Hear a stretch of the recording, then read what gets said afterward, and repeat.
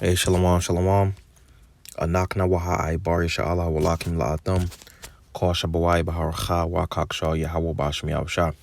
Hey, we the Hebrew Israelites coming to you week in and week out through the spirit and power of Yahweh Bashmi Shah to preach to you so-called Negroes, Latinos, Native Americans, West Indians, Haitians, and Israelite foreigners. Nacham Atam Kaya Hamalakwat Hashemayim Korab, repent and gay, for the kingdom of heaven is at hand. Call Layim La Yahweh Bashmi Shah. Bashim Rachah Kodash. Wamashana Kabadim Zaquim Nawa. Wamalakam KaYasharahla Zukim Rachah got a wall. Wachasa Washalamam Wabarakim KaYasharahla Shalom. So all praise to the Most High Yahweh, which means He exists. Bahashem, in the name Yahweh Shai He delivers. Double honors to the elders and apostles of Israel, the elders and apostles of Great Millstone, and mercy, peace, and blessings to the elect of the nation of Israel. Shalom, which means peace. All right, so I just wanted to go into a lesson just talking about how no nation has suffered KaYasharahla. All right, KaYasharahla like the nation of Israel. All right, so let's get some precepts. This is Daniel Allah, also Daniel chapter 9 and verse 12. It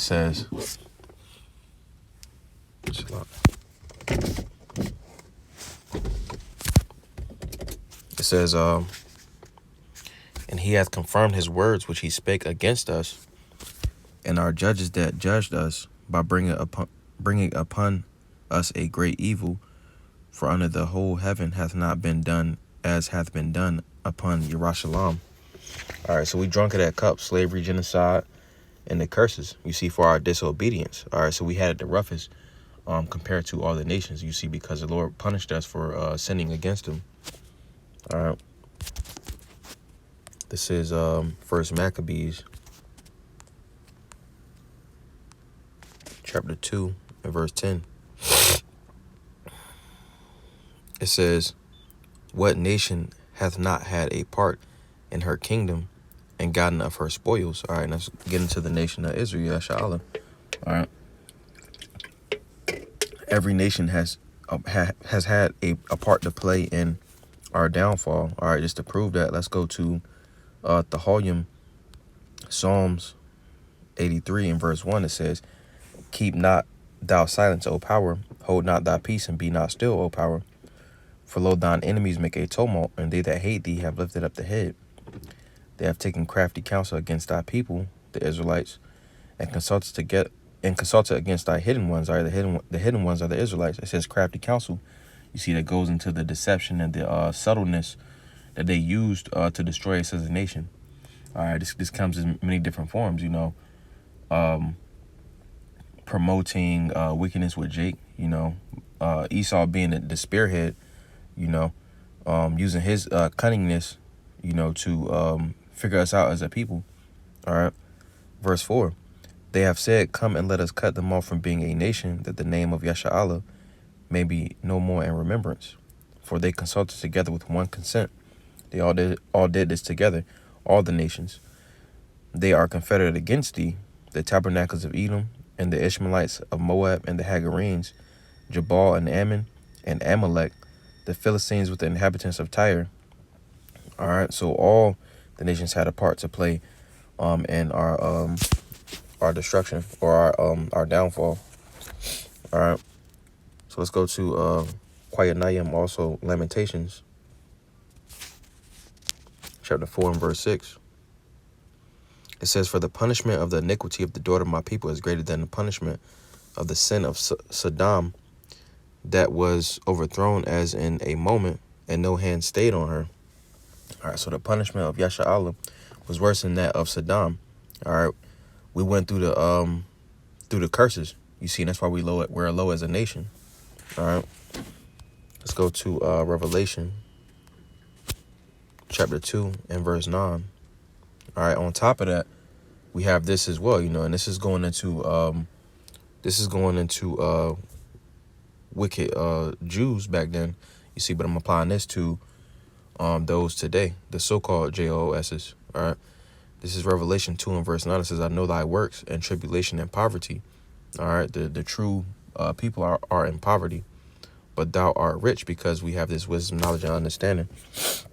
It says, and I know the blasphemy of them which say they are Jews and are not, but are the synagogue of Satan. All right. And again, I'm applying this to the 48ers. You see, because that's true. That's a true identity crisis, or a true identity theft.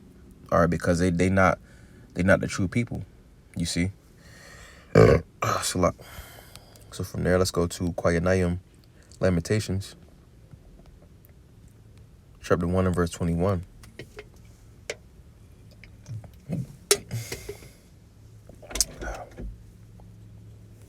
It says, they have heard that I sigh. There is none to comfort me. All mine enemies have heard of my trouble. They are glad that thou hast done it. Thou wilt bring the day that thou hast called, and they shall be like unto me. All right. So none want the good of our nation other than the prophets. All right. Nabi Ayim. All right, which is the prophets. All right. The heathen round about us, they love the trouble of our nation. You see, they love for us to be at that lower state. That's because they're able to, go along with their plans, their devices, but it says, and they shall be like, it says, thou wilt bring that the day that thou hast called, and they shall be like unto me, because the Lord gonna reverse the curses and they're gonna put it back on them. They're gonna drink of that cup. They can get the slavery 1,000 years. You see? This is Revelation chapter 11 and verse 8. It says, and their dead bodies shall lie in and their dead bodies shall lie in the street of the great city, which spiritually is called Sodom and Egypt, where also our Lord was crucified. All right, and the dead bodies represents KaYasharahla without the truth. All right, and the street of the great city, Babal Gadol. All right, that great city, or Babal Ayar Gadol. All right, Babal is that great city. All right, Babylon. It says, which spiritually is Sodom, and Egypt, where also our Lord was crucified. His ways, his customs, his traditions. You see, nothing that the Lord was about is upheld in America, Babylon the Great. And they of the people and kindreds and tongues and nations shall see their dead bodies 3 days and a half, and shall not suffer their dead bodies to be put in graves. All right, they didn't want to give us that proper rest, and what would give us that proper rest, that returning the truth back to us, telling us that we are the nation of KaYasharahla. All right, and they that dwelt upon the earth shall rejoice over them and make merry, and shall send gifts one to another, because these two prophets tormented them that dwelt on the earth. All right, which that represents the southern and northern kingdom. It says, and after 3 days and a half, the spirit of life, talking about this truth, the understanding of the truth, from the Most High entered into them, and they stood upon their feet, and great fear fell upon them which saw them. You see, so they love keeping us at this lower state. You see, but when we came back, when the Lord said, He has said, let's get that real fast. This is the volume also Psalm chapter 50.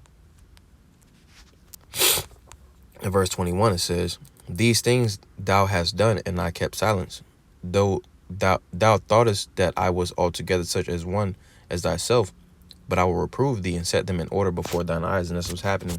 You see, the nation is being set in order before these heathens' eyes. All right, and great fear is falling upon them.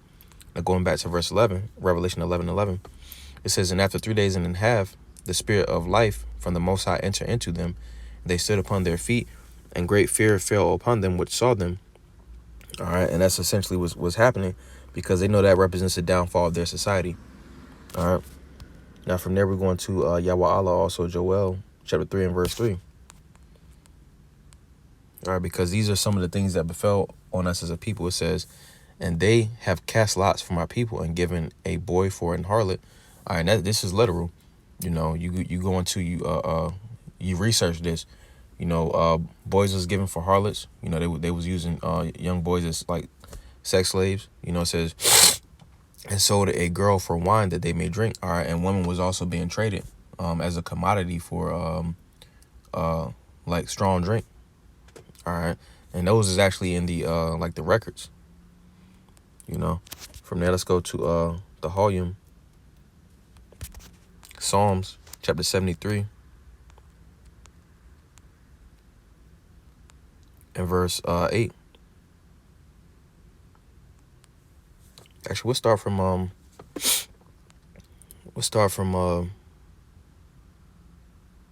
verse 3. It says, this is the volume 73 and 3. For I was envious at the foolish when I saw the prosperity of the wicked, because they seem as if they're, doing good. They're well off. They don't really have no issues. It says, there is no bands in their death, but their strength is firm. They're not in trouble as other men, neither are they plagued like other men. All right.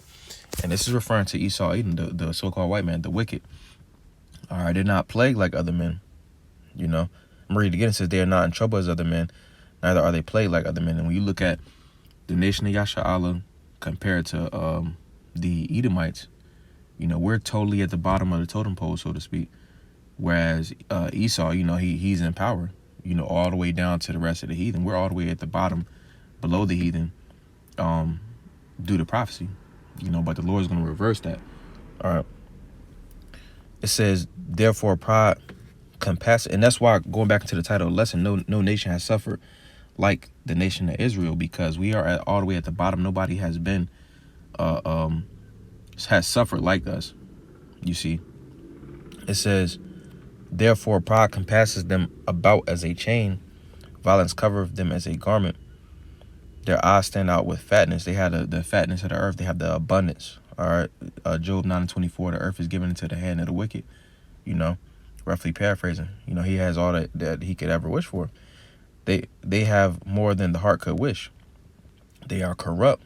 All right. Esau Edom was made to be corrupt and speak wickedly concerning oppression. They speak loftily. All right.